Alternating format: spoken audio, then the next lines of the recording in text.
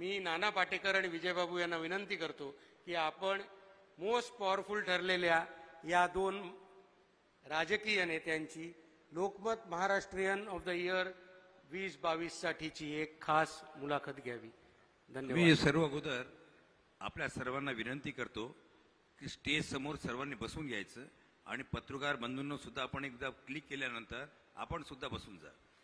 आणि मी परत एकदा विनंती करतो कोणी यामध्ये उभं राहू नये मधात. सर्वांना विनंती आहे आपण आपल्या ठिकाणी बसून जा. धन्यवाद.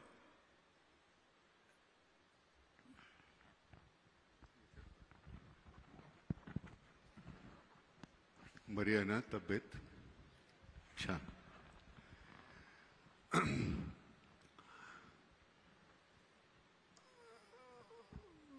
उत्तर कुणीही द्या. मतदार म्हणून आम्हाला किंमत आहे का?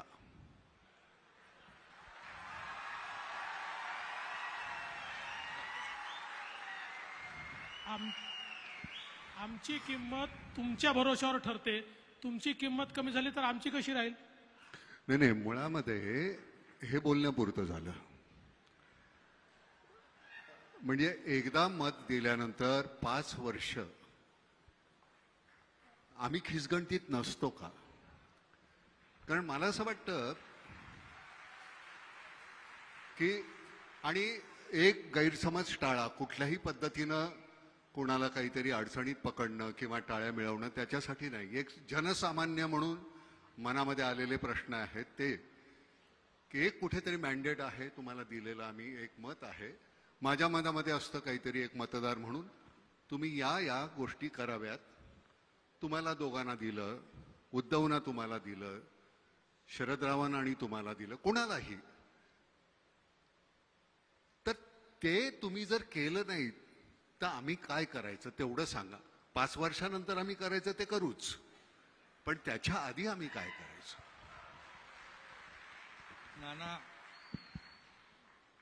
नानाने भावना व्यक्त केल्या त्या अगदी बरोबर आहे.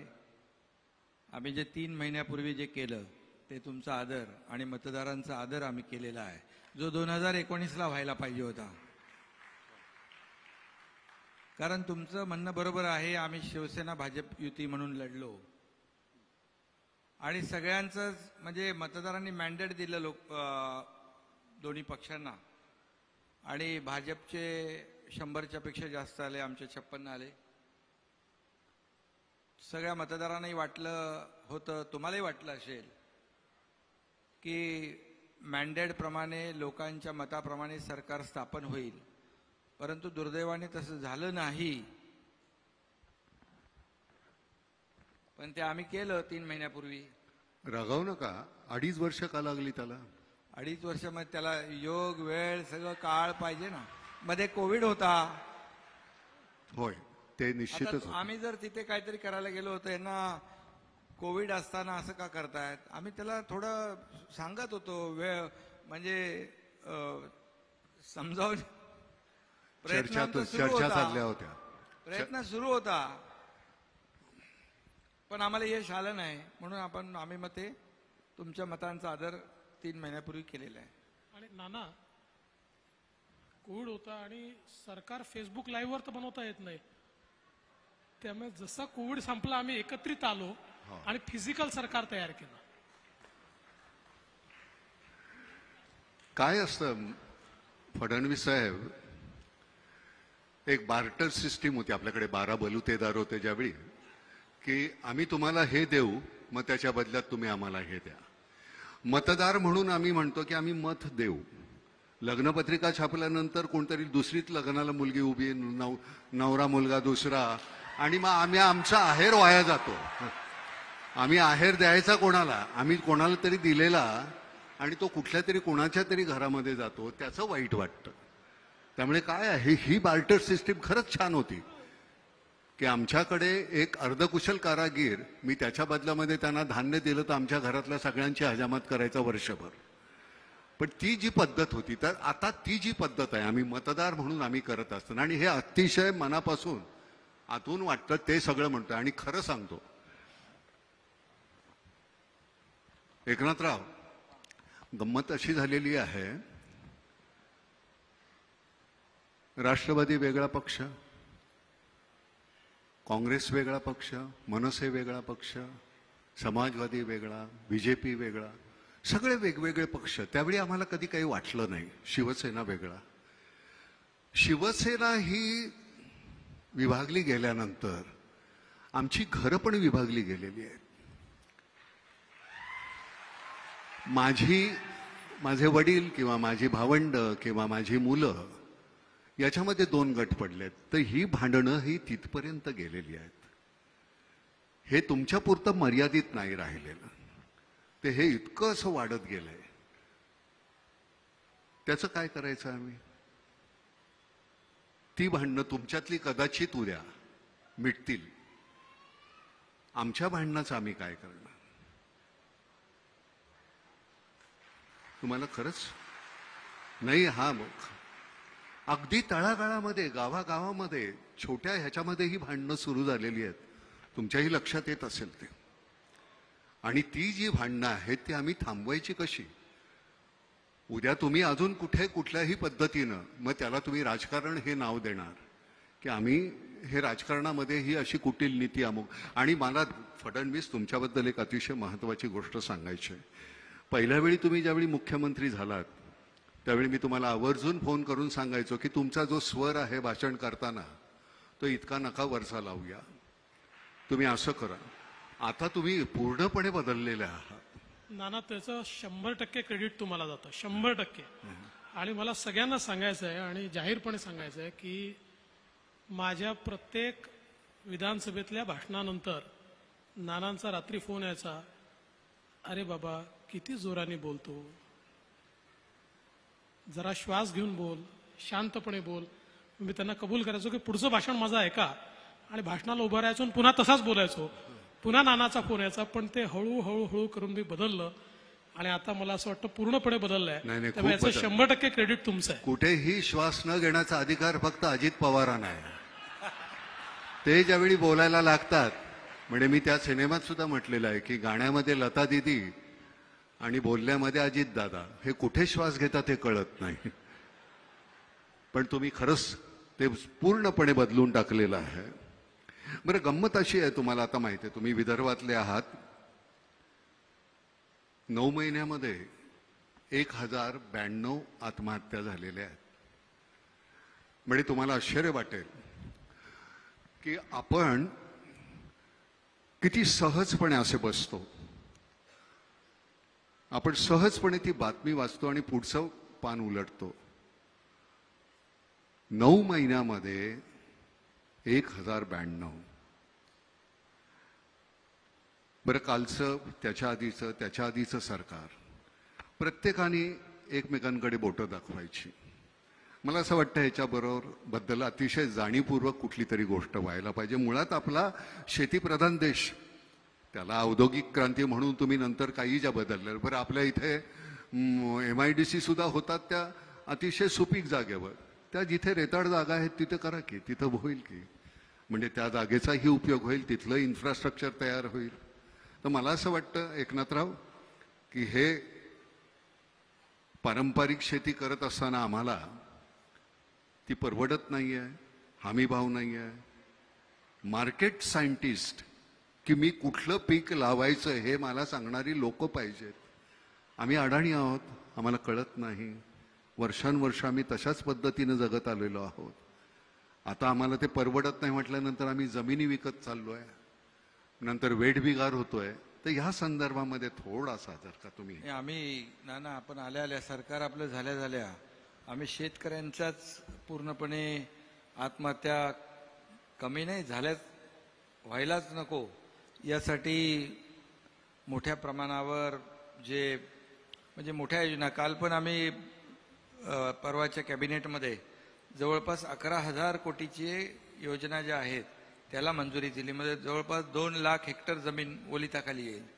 आणि जे समुद्राकडे वाहून जाणारं पाणी जे आहे हे दुष्काळग्रस्त भागामध्ये वळवण्याचा मोठा प्रकल्प देखील आम्ही हाती घेतोय, जेणेकरून शेतकरी आत्महत्या करणार नाहीत आणि त्याला शेतीला जोडधंदा, थोडा पूरक धंदा, त्याला सपोर्टिव्ह असं काहीतरी करता येईल का, यासाठी आमचे आमची देवेंद्रजी आमची चर्चा झाली, आमचे अधिकारी त्याच्यावर काम करतायत आणि शेतकऱ्यांसाठी एक विशेष कृती आराखडा आम्ही बनवण्याचा एक प्रयत्न करतोय. त्यामध्ये जसं कोकण आहे, पश्चिम महाराष्ट्र, उत्तर महाराष्ट्र यामध्ये शेतकरी आत्महत्यांचं प्रमाण कमी आहे.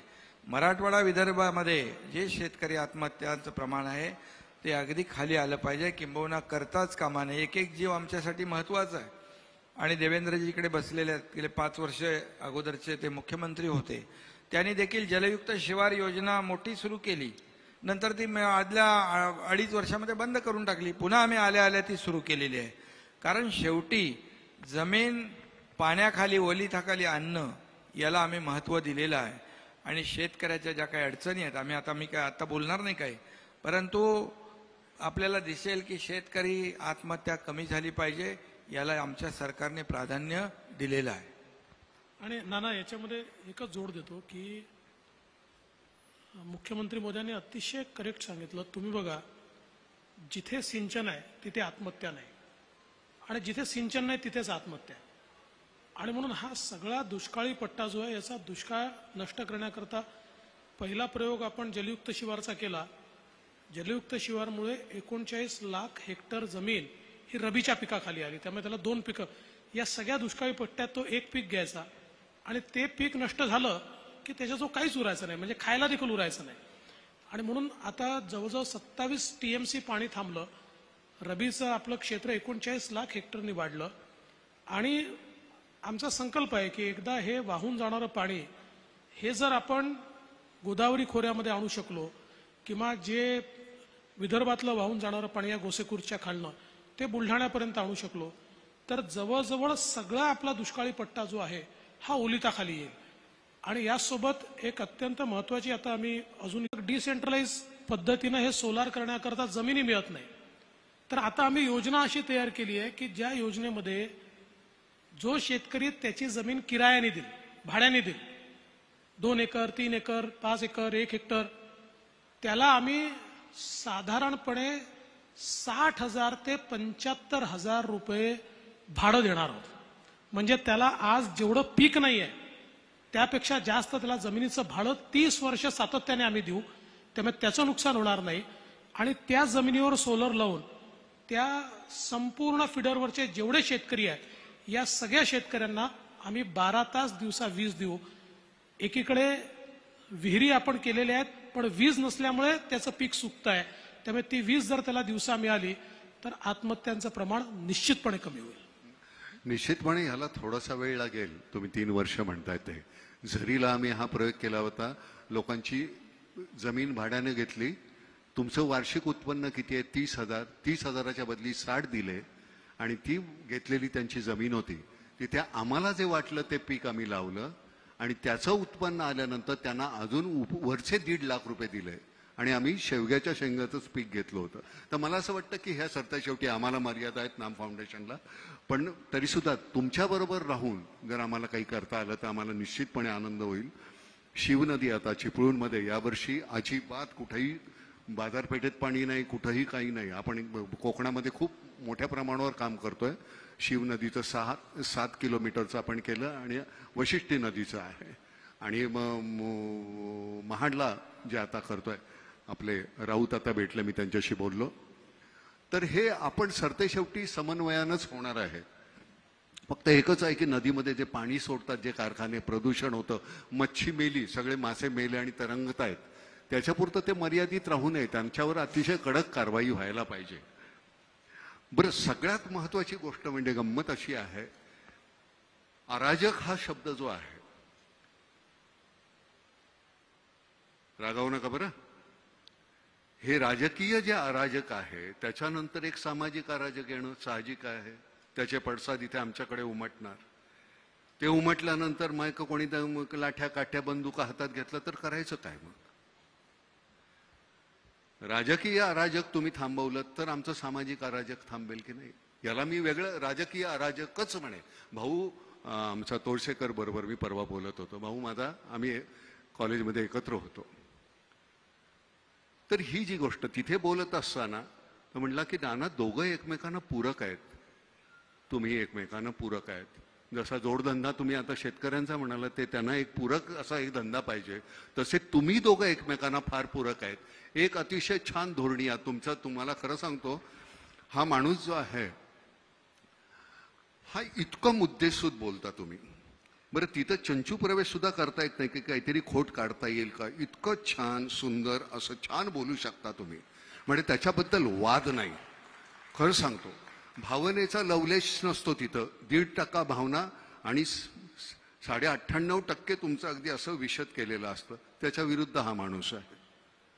त्यांचं फक्त भावनिक असतं, कारण त्यांचं सगळं इथून वेडात दौडले वीर मराठे जातं तसं त्यांचं आहे. त्यामुळे त्यांचा गमतीदार काय हे छान समन्वय आहे तुमच्या दोघांचा.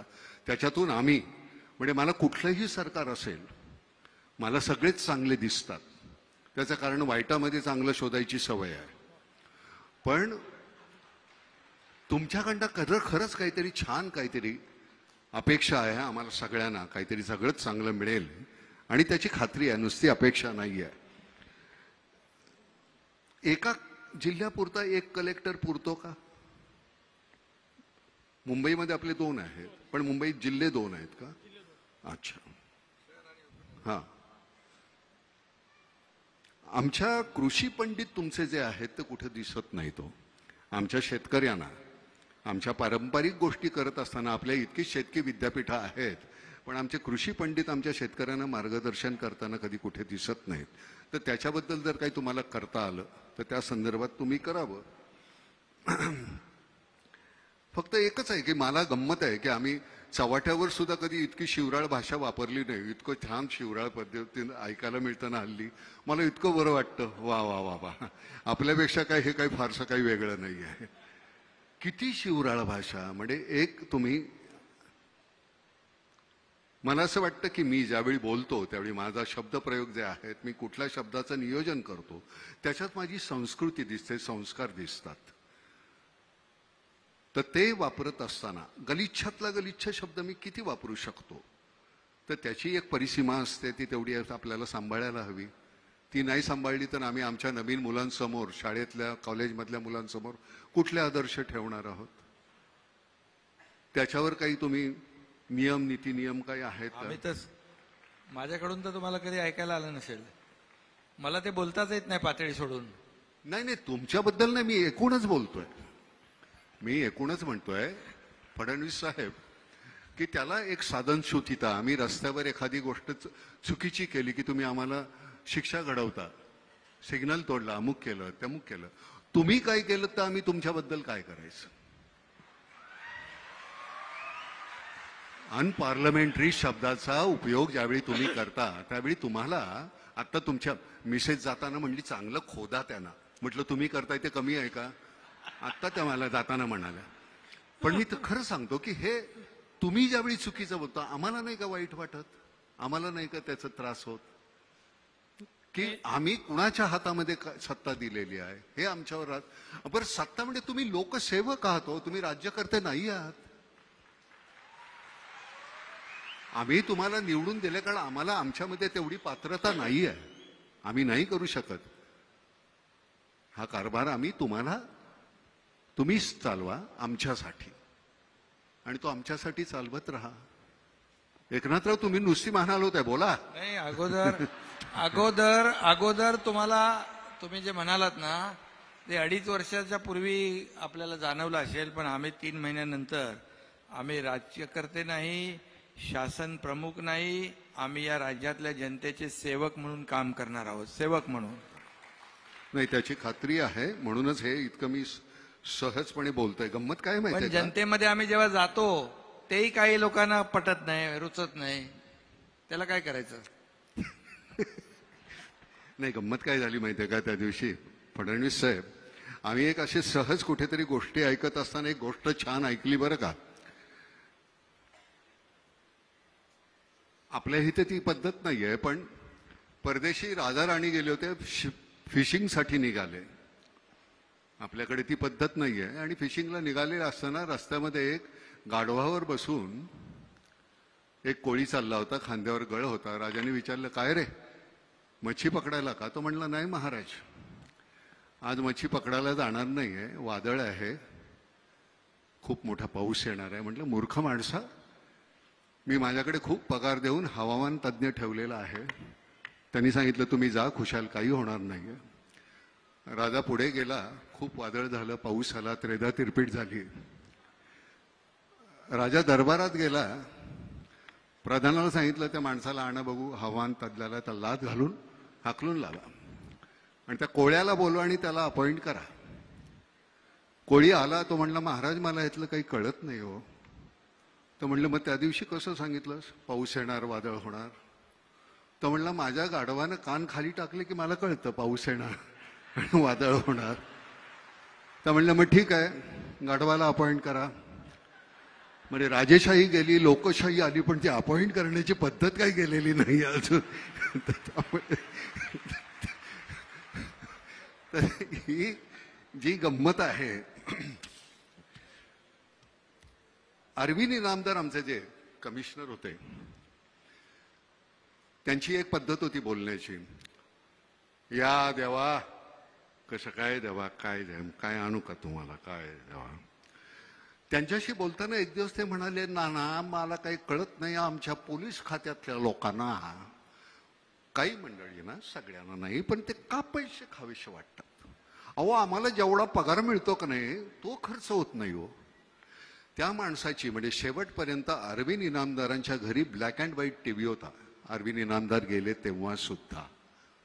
तर ही आपल्याकडे अशी माणसं आहेत. लालबहादूर शास्त्रींच्या घरी ज्यावेळी त्यांचे मित्र पैसे मागायला गेले, मला एक 200 रुपये पाहिजे, त्यावेळेचे 200 रुपये, लालबहादूर शास्त्री म्हणले माझ्याकडे नाही आहेत एवढे पैसे. त्यांची बायको म्हणाली नाही माझ्याकडे आहेत. तिने 200 रुपये दिले काढून. शास्त्रीने विचारलं तुझ्याकडे एवढे पैसे आले कुठून?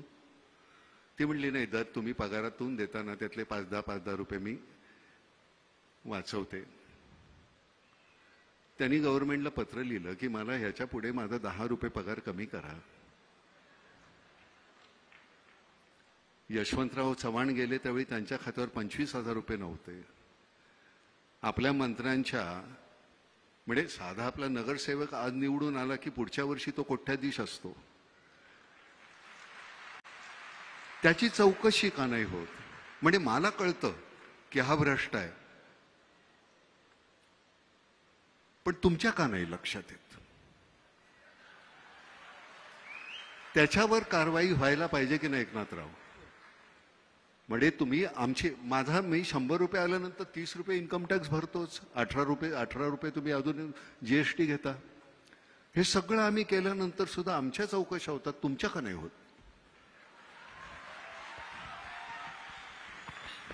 मला असं वाटतं की भ्रष्टाचार ही केवळ राजकारणच नाही, आपल्या संपूर्ण व्यवस्थेला लागलेली कीड आहे.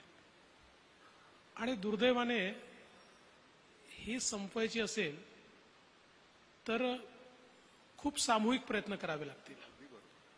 याचं कारण असं आहे की आपण बघा, भ्रष्टाचाराकरता जेलमध्ये जाऊन आलेले, अनेक प्रकरणांमध्ये अडकलेले असे लोक थंपिंग मेजॉरिटीने निवडून येतात. त्यांना लोक वारंवार निवडून पाठवतात आणि मग त्यातनं समाजामध्ये भ्रष्टाचाराबद्दल कुठलाही तिरस्कार तयार होत नाही. जोपर्यंत समाज चांगल्याला चांगलं म्हणणार नाही आणि वाईटाला वाईट म्हणणार नाही, तोपर्यंत ही परिस्थिती बदलणार देखील नाही. आणि म्हणून मला असं वाटतं की एक सामूहिक प्रयत्न आपल्या सगळ्यांना करावा लागेल. उदाहरणार्थ अनेक वेळा आम्हाला लोक विचारतात की का हो तुम्ही इतके गुन्हे आणि कसं त्यांना तुम्ही तिकीट देता? तर आम्हाला त्याला सांगावं लागतं की बाबा त्याच्यावर गुन्हे आहेत, पण तोच निवडून येतो आणि दुसऱ्याला मी खूप चांगला, साळसूत, सुंदर, स्वच्छ, टिकाऊ त्याला उभं केलं, डिपॉझिट चाललंय त्याचं. त्यामुळे राजकीय नेते केवळ हे बदलू शकत नाही, समाजाला बदलावं लागेल. आणि केवळ समाजावर टाकूनही चालणार नाही, राजकीय नेत्यांना देखील हे परिवर्तन झालं पाहिजे असं वाटावं लागेल. मला असं वाटतं की मोदीजी आल्यानंतर काही प्रमाणात हे सुरू झालंय, याला वेळ लागेल, कीड लागली आहे, पण हळूहळू ही कीड आपण दूर करू. कीटकनाशक तयार होत आहे, ते कीटकनाशक हळूहळू ही कीड नक्की दूर करेल असं मला विश्वास आहे. धन्यवाद मालक. बाकी आपण सगळ्या विषयावर बोलतच असतो नेहमी. फॅमिली प्लॅनिंग ह्या विषयावर आपण कधीच बोलणार नाही का? 135 करोड व्हायला आले, जमीन तेवढीच, सोर्सेस तेवढेच. उद्या माझ्याकडे काही नसेल आणि तुम्ही खात असाल तर मी ओरबाडून घेणार. ही जर लोकसंख्या सीमित असेल तर ते ह्या गोष्टी टाळता येतील. तर हा अतिशय जाणीवपूर्वक घेण्याचा, जसं आपण काश्मीरमधले निर्णय घेतले तसा हा एक निर्णय घ्यायला नको का? मला असं वाटतं घेतला पाहिजे. हा गरजेचा आहे. केवळ आपल्याला चीनच्या पद्धतीने नाही, आपल्या भारतीय पद्धतीने हा निर्णय करावा लागेल.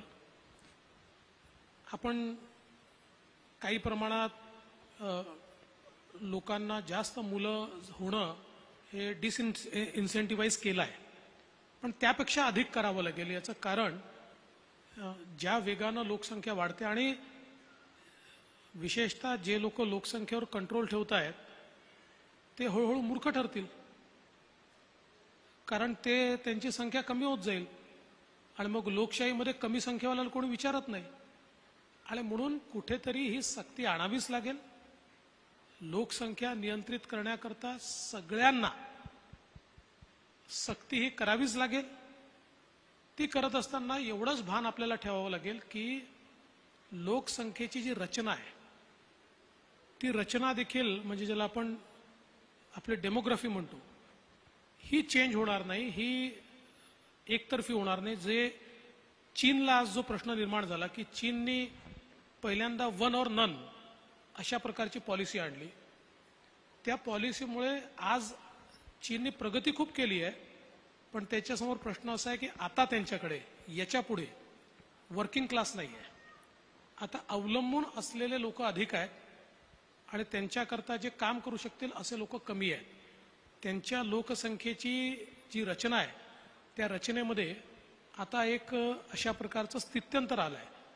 त्यामुळे ग्रॅज्युअली गेलं पाहिजे, पण सर्टनली गेलं पाहिजे. आणि उद्याला हे काही मी कुठल्या माझ्या पक्षाचं मत वगैरे मांडत नाही, वैयक्तिक मला जर कोणी विचारलं की लोकसंख्या नियंत्रणाकरता कायदा आणला पाहिजे का, तर मी म्हणेन आणला पाहिजे. धन्यवाद. समान नागरी कायदा यायला हवा का? प्रत्येकाला एकच कायदा. समान नागरी कायदा आपल्या संविधानाने डायरेक्टिव्ह प्रिन्सिपल ऑफ स्टेट पॉलिसीमध्ये सगळ्या राज्यांवर जबाबदारीच टाकली आहे, संविधानानेच टाकली आहे समान नागरी कायद्याची. तर गोव्याचे मुख्यमंत्री या ठिकाणी आहेत. गोवा सध्या एकमेव राज्य असं आहे की जिथे समान नागरी कायदा आहे, अस्तित्वात आहे. आता उत्तराखंडमध्ये देखील येतोय. काही लोक काय करतात, समान नागरी कायदा म्हटल्याबरोबर त्याचे चुकीचे अर्थ लोकांमध्ये जाऊन सांगतात. आता समान नागरी कायदा आला म्हणजे तुमचं आरक्षण जाणार आहे, मग शेड्यूल कास्टला आरक्षण मिळणार, काही संबंध नाही. समान नागरी कायद्याचा अर्थ एवढाच आहे की आज आमचे सक्सेशनचे कायदे वेगळे आहेत, आमचे जन्माचे कायदे वेगळे आहेत, आमचे लग्नाचे कायदे वेगळे आहेत, सगळ्या प्रकारचे वेगळे कायदे आहेत. एक देश, एक समाज, एक कायदा, अशा प्रकारे हा समान नागरी कायदा ज्यावेळेस डॉक्टर बाबासाहेब आंबेडकरांनी संविधान लिहिलं त्यावेळेस त्यांना अपेक्षित होतं आणि म्हणूनच त्यांनी संविधानात डायरेक्टिव्ह प्रिन्सिपल ऑफ स्टेट पॉलिसीमध्ये लिहिलंय की राज्य हा प्रयत्न करेल की समान नागरी कायदा आणला पाहिजे. अजून आपण आणू शकलो नाहीये, पण आला पाहिजे आणि येईल.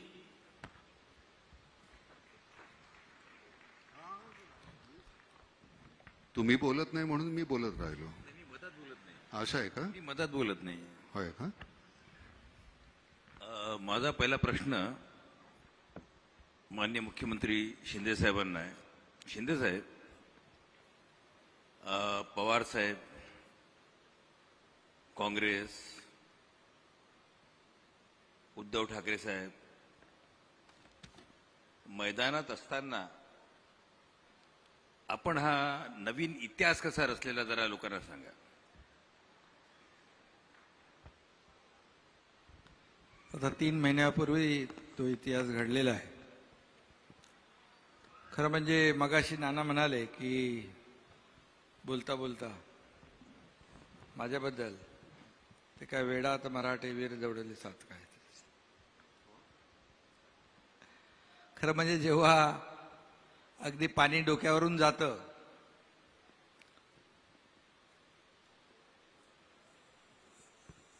आणि त्यावेळेस किंबहुना जी आपली नीतिमूल्य आहेत, आपली भूमिका आहे, आपल्या पक्षाची आयडिओलॉजी आहे, आपल्या ज्या पक्षात आम्ही लहानाचे मोठे झालो ते आमचे आदरणीय बाळासाहेबांची भूमिका, बाळासाहेबांचे विचार, बाळासाहेब काय काय म्हणाले ते आजही आपण त्यांच्या भाषणाच्या ऑडिओ व्हिडिओ क्लिप पाहतो. आणि जेव्हा असंगाशी संग होतो, एक अनैसर्गिक काही गोष्टी घडतात, त्या मनाला न पटणाऱ्या असतात.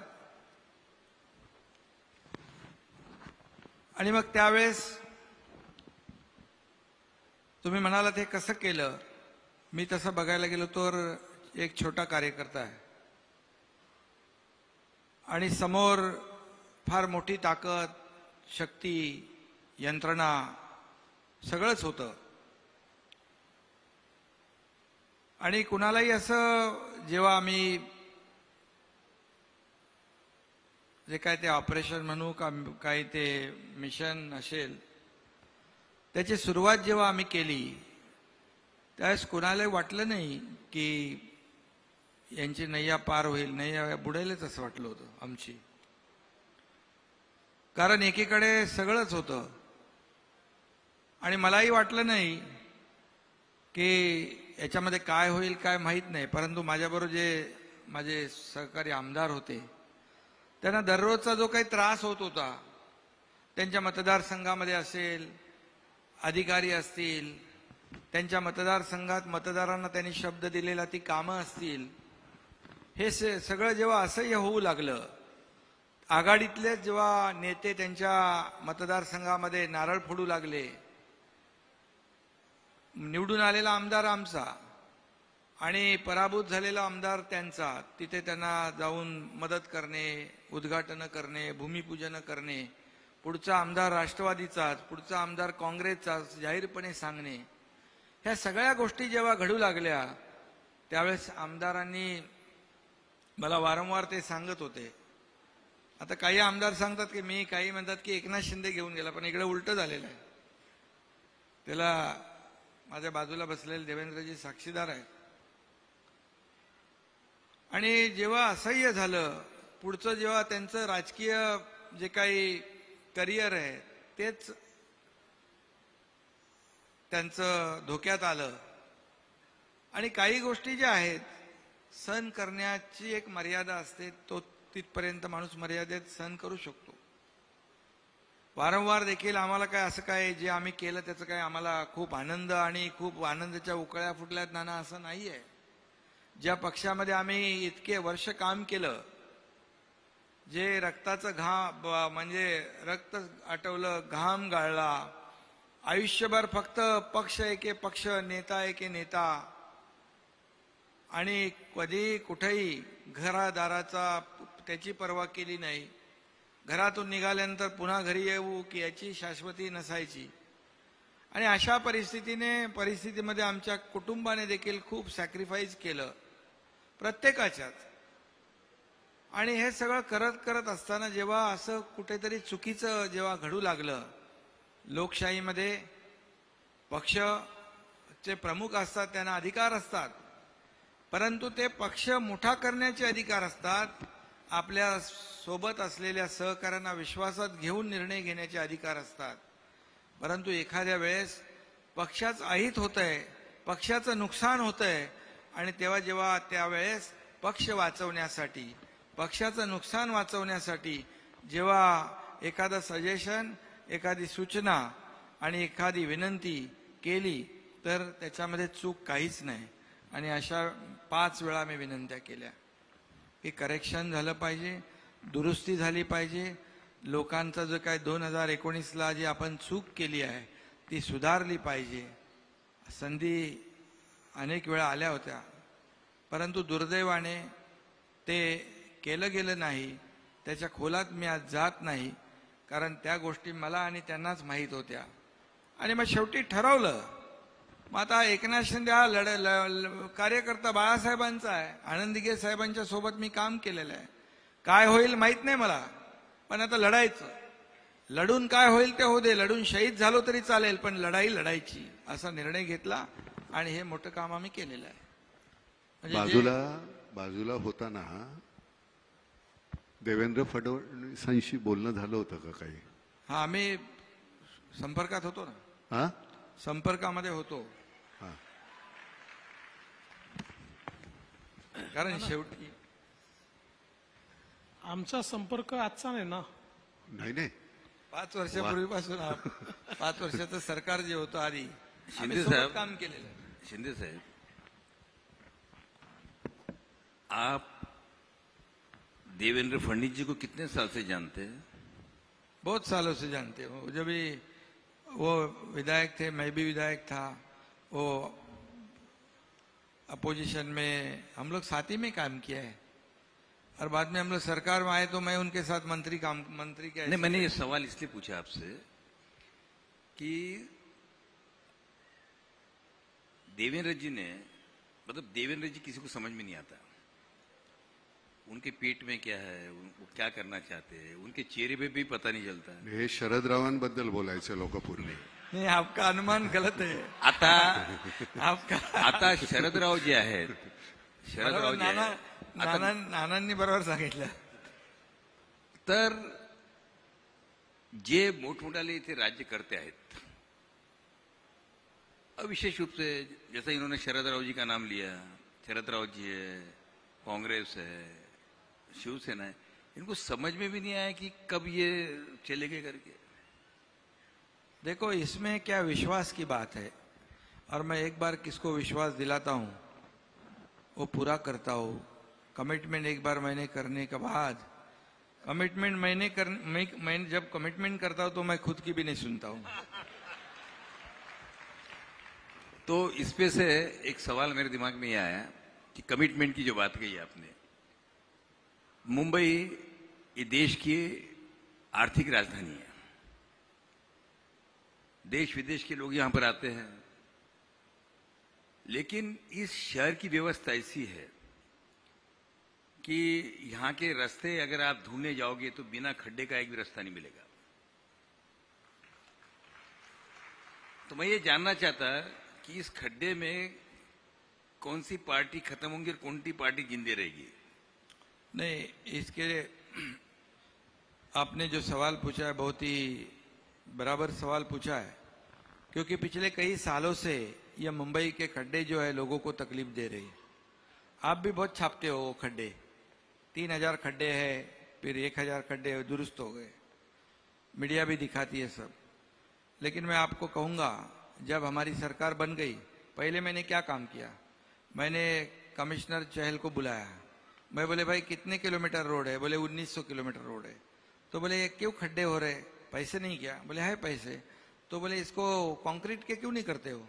तो बोले करते हैं ना हम लोग हर साल 50 किलोमीटर. भाई क्यों? डामर के रास्ते करते हो, हर साल खड्डे होते हैं, फिर रिपेयरिंग होता है. क्या कॉन्ट्रैक्टर लोगों के लिए आप दुरुस्ती का काम करते हो क्या, रिपेयर का काम? तो बोले नहीं. तो मैं बोला ऐसा करो, अभी आप 500 किलोमीटर के रोड कंक्रीट के ले लो. बोले कितने पैसे लगेंगे? मैं पूछा. बोले 5,500 करोड़. बोले ले सकते हैं पैसे? बोले है. तो बोले ठीक है, 450 किलोमीटर के रोड कंक्रीट के उन्होंने ले लिए. उसके टेंडर प्रोसेस भी शुरू हो गई है. और मैंने कहा फिर बाकी के रास्ते कब करोगे? बोले, मैं बोला उनको मार्च में आप बचे हुए जो रास्ते हैं, मतलब टोटल 100%, उसके भी आप टेंडर निकालो. क्या पैसे नहीं है? बोले है. तो अभी आपको बताऊंगा, अगले 2 साल में पूरे मुंबई के शहर के रास्ते आपको एक भी खड्डा नहीं दिखेगा, पूरे कंक्रीट के रोड हो जाएंगे, पूरे कंक्रीट के रोड हो जाएंगे. तो एकनाथ ये साहब, एक काम करना, जिनको टेंडर दे रहे हैं, जो कॉन्ट्रैक्टर है, 5 साल के लिए उनके हाथ से लिख के ले लो. बिल्कुल, वो कंडीशन डाला है उनमें, वो भी कंडीशन. एक जो सीएम साहब ने बताया, आपने बहुत अच्छा सवाल पूछा. यहाँ महानगर पालिका में लोकल कॉन्ट्रैक्टर जो है वो क्वालिफाई होता था, पर एलएनटी और टाटा नहीं होते थे। अभी सीएम साहब ने एलएनटी टाटा जैसों को क्वालिफाई किया, ग्रेट। और अब वो काम करेंगे। बड़ी कंपनी काम करेगी, क्वालिटी काम करेगी और समय पे काम करेगी। शिंदे साहब, दो सवाल है, एक सवाल आपके लिए और एक देवेंद्र जी के लिए। ये जो धनुष्य बाण जो है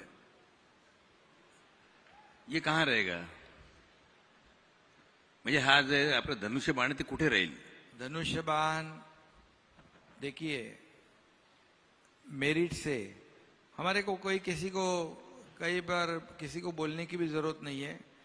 मेरिट से धनुष्यबाण जो है बाळासाहेबांची शिवसेना, आमची बाळासाहेबांची शिवसेना म्हणून काल डिक्लेअर केले। हा, बाळासाहेबांची, अरे शिंदे बिंदे जाऊ दे, बाळासाहेबांची शिवसेना याला महत्व आहे आणि ते निवडणूक आयोगाने काल मान्य केलेलं आहे। आता ही पोटनिवडणूक मध्ये लागली, नाहीतर धनुष्यबाण बाळासाहेबांच्या शिवसेनेलाच मिळायला पाहिजे, मिळाला असता। याचं कारण 55 पैकी 40 आमदार हे आमच्याकडे सोबत आहेत आणि त्यांची मतांची आकडेवारी 39 लाख होते आणि 18 पैकी 12 आमदार शिवसेनेचे, 12 खासदार आमच्या सोबत आहेत, त्यांच्या मतांचे आकडे आहेत 69 लाख। म्हणजे 70% पेक्षा जास्ती मेजॉरिटी आमच्याकडे आहे। त्यामुळे बाय मेरिट धनुष्यबाण हा आम्हालाच मिळाला पाहिजे आणि तो पुढे मिळेलच। मी जे बघतोय कालपासून अन्याय झाला, कोण गळे काढतोय, परंतु निवडणूक आयोगाने जे गोठवलं चिन्ह त्यालाही जबाबदार विरोधी पक्षातले लोक आहेत, कारण त्यांना वारंवार संधी दिली की तुम्ही तुमचे कागदपत्र द्या, पण 4 वेळा वेळ वाढवून मागितली। म्हणजे तुमच्याकडे कागदपत्र डॉक्युमेंट नाहीत म्हणून तुम्ही वेळ मागितलं। आता मला काल समजलं की जे डॉक्युमेंट, जे ॲफिडेव्हिट आहेत नाना, 5000 बोगस ॲफिडेव्हिट पण मिळालेले आहेत, पोलिसांनी पकडलेत ते। आणि म्हणून मेरिटवर आम्ही कुणावरही, आम्हाला कुणाचं काही नुकसान नाही करायचं, पण बाय मेरिट जे इतर अगोदर 3-4 वेळा देखील अशा प्रकारे चिन्ह फ्रीज केलेले आहेत, बरोबर ना। आणि ही पोटनिवडणूक मध्ये लागल्यामुळे ती प्रोसेस त्यांना करता आली नाही, परंतु नक्की करतील। आणि ते धनुष्यबाण जे चिन्ह आहे, कारण शेवटी लोकशाहीमध्ये मेजॉरिटीला महत्व आहे, मेजॉरिटी ज्याच्याकडे आहे त्याच्याबरोबरच ते सगळ्या निर्णय होत असतात। म्हणजे फायनली या पोटनिवडणुकीनंतर शिवसेना आणि धनुष्यबाण आपल्याकडे राहील का? आमची बाळासाहेबांची शिवसेना तर आलेलीच आहे हो, आणि आम्ही बाळासाहेबांची शिवसेना, बाळासाहेबांचे विचार, भूमिका म्हणून आम्ही चाललोय। आता समोर कुठली कंपनी आली आहे माहित नाही मला, पण धनुष्यबाण हा नियमानुसार आम्हाला मिळेल, कारण लोकशाहीमध्ये बहुमताला महत्व आहे, लोकशाहीमध्ये घटना आहे, नियम आहे, कायदा आहे। कायद्याच्या बाहेर आम्हाला काहीच नको आहे आणि आम्ही कायद्याच्या विरुद्ध कुठलंही काम केलं नाही। म्हणून तर कोर्टाने देखील जे काही निर्णय दिलेला आहे तो कायद्याप्रमाणे दिलाय, मेजॉरिटीप्रमाणे दिलाय, आम्ही त्याचा आदर केलेला आहे। माननीय देवेंद्र जी, सवाल ऐसा है, ये सवाल मेरे मन में रणवीर सिंह को देख के आया कि आपने जब मुख्यमंत्री थे तब कहा था कि दिन ब दिन हमारे हॉलीवुड जो है से बॉलीवुड सशक्त होते जा रहा है, टेक्नोलॉजी या सब दृष्टि से। मगर रोज ऐसी खबरें आती कि मुंबई का वर्चस्व कम होते हुए कई अलग अलग राज्यों के अंदर फिल्मों की डिमांड कर रहे लोग, उनको कंसेशन दे रहे, 1 विंडो एजुकेशन अपना सुविधाएं दे रहे हैं। तो अभी भी आपको ऐसा लगता है कि मुंबई में हॉलीवुड से जबरदस्त बॉलीवुड बन जाएगा हमारा? देखिए, यूनिवर्सिटी तो कई बनी, पर ऑक्सफोर्ड और कैम्ब्रिज वही है, उसको कोई खत्म नहीं कर पाया। तो मुंबई एक नेचुरल इकोसिस्टम है, मुंबई में एक नेचुरल टैलेंट है। कुछ समय के लिए आप एक ऐसा वातावरण पैदा कर सकते हो कि भाई कभी साउथ में हो सकता है, कभी नॉर्थ में हो सकता है, लेकिन मुंबई का कोई मुकाबला नहीं है। हाँ, ये जरूर है कि हम लोग कॉम्प्लेसेंट नहीं हो सकते। और जैसे हम लोगों ने आने के बाद तुरंत, क्योंकि जिस समय मैं मुख्यमंत्री था तो मैंने एक सिंगल विंडो तैयार की थी, और जिसमें किसी भी प्रकार की शूटिंग के लिए कहीं पर भी परमिशन के लिए जाना नहीं पड़ेगा। और कई जीआर भी निकाले थे। दुर्दैव से वो जब हमने गो लाइव की और सरकार बदली और हमारी सिंगल विंडो बंद हो गई, उसको ताला लग गया। तो अभी तुरंत एकनाथ जी ने और मैंने इस बारे में एक मीटिंग भी ली और वापस उसको शुरू करें, क्योंकि जैसे यूनिवर्सिटी, जैसे एक फिल्म सिटी की, फिल्म इंडस्ट्री की एक इकोसिस्टम हमारे यहाँ, वैसे ही हमको ईज ऑफ डूइंग बिजनेस भी उसमें लाना पड़ेगा। अगर शूटिंग के लिए पुलिस स्टेशन के चक्कर मारने पड़े, अगर शूटिंग में कोई गुंडे आकर तकलीफ दे, तो इसका फायदा नहीं होगा। तो उस दृष्टि से भी हम लोग अभी काम कर रहे हैं। और दूसरा, हम लोग ये चाहते हैं कि अभी तो फिल्में जो होती है उसमें टेक्नोलॉजी का बहुत ज्यादा उपयोग होता है, और वैसे भी महाराष्ट्र तो टेक्नोलॉजी का हब है। हमारी जो फिल्म सिटी है इसमें हम पूरी जो दुनिया की लेटेस्ट टेक्नोलॉजी है वो टेक्नोलॉजी हमारे स्टूडियोज में हम लाए, वहां पर हम नए सारी टेक्नोलॉजीज को वहां पर उपलब्ध कराए, ये भी हमारा प्लान है। तो मुझे ऐसा लगता है कि कभी कभी परिस्थितियां ऐसी आती है। और वैसे भी देखिए क्या होता है ना कि अगर दूसरे राज्य भी अगर मार्केटिंग करते हैं तो इससे कोई हमारी साख कम नहीं होती है। ये तो एक प्रकार से मार्केट एक्सपांड हो रहा है, वो लोग भी करें। मतलब उसके वजह से प्रॉब्लम ये हुआ कि यहाँ का जो डायमंड बुर्ज है वो गुजरात चले गया जी। डायमंड बुर्ज जो है यहाँ पर वो गुजरात चले गया।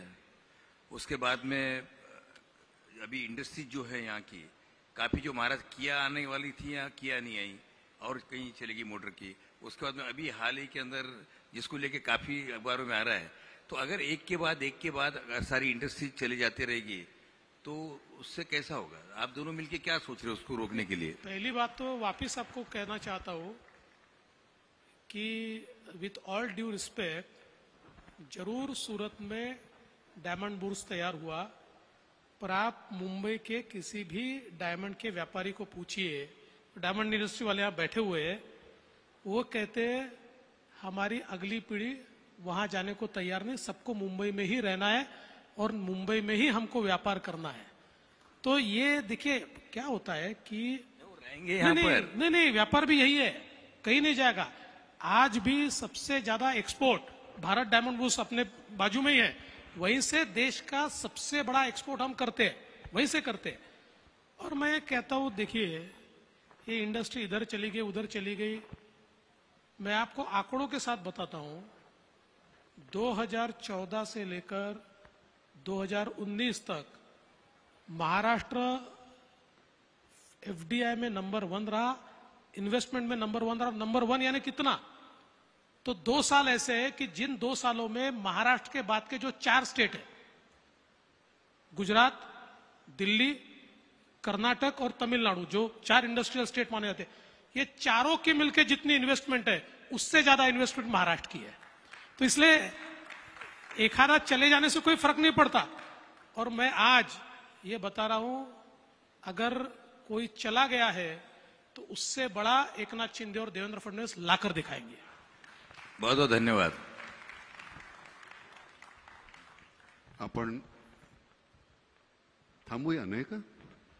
कारण काय सगळ्याच प्रश्नाची उत्तरं तुम्ही छान दिल्यात। आता आम्ही फक्त वाट पाहणं आमच्या नशिबी आहे, तेवढे आम्ही पाहणार आणि निश्चितपणे तुम्ही काहीतरी छान करणार। एकनाथराव, तुम्ही ज्या पद्धतीनं मांडता हल्ली ना, म्हणजे एक तर पहिल्यांदा तुम्हाला कधी यापूर्वी ऐकायला मिळालं नव्हतं आम्हाला, पण ज्या पद्धतीनं तुम्ही बोलता म्हटल्यानंतर गुणनाई वाण काहीतरी लागलेला दिसतोय पलीकडचा। नाही, काम करत राहू आपण मांडण्यापेक्षा। नाही, पुन्हा एकदा तुमचं अभिनंदन। आणि तुम्ही शांतपणे इतकं सगळं ऐकत होतात त्याच्याबद्दल फार गुडी गुडी बोलायला बरं नाही वाटत, कारण काय होतंय की सरते शेवटी नाही नाही, मी बोलत नाही असं नाही आहे, कारण खतखत ही माझी मनातली माझ्या नाही आहे, ही सगळ्या सर्वसामान्य लोकांच्या मनातली खतखत आहे जे ज्याच्याबद्दल. कारण आमच्यासाठी तुम्ही काय करता याच्या पलीकडे सरकारकडे आम्ही दुसऱ्या दृष्टीनं पाहतच नाही. आम्ही करतोय, आम्हाला काय मिळतंय एवढंच आम्हाला पाहिजे. आमची 2 वेळची भ्रांत आहे, तेवढी तुम्ही पुरी करा. धन्यवाद. तुम्हाला सुद्धा धन्यवाद.